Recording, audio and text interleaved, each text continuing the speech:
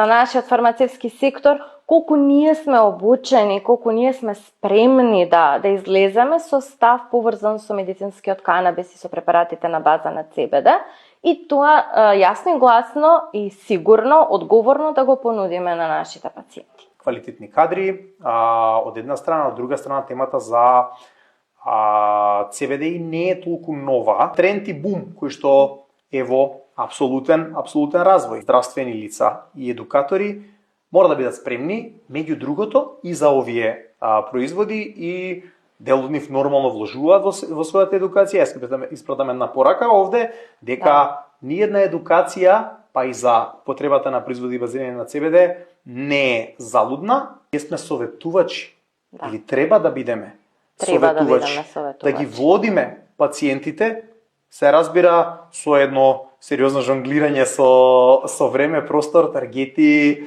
бројни математики тука. Ако ставиме акцент на пациентот, тоа ќе ни биде многу едноставно.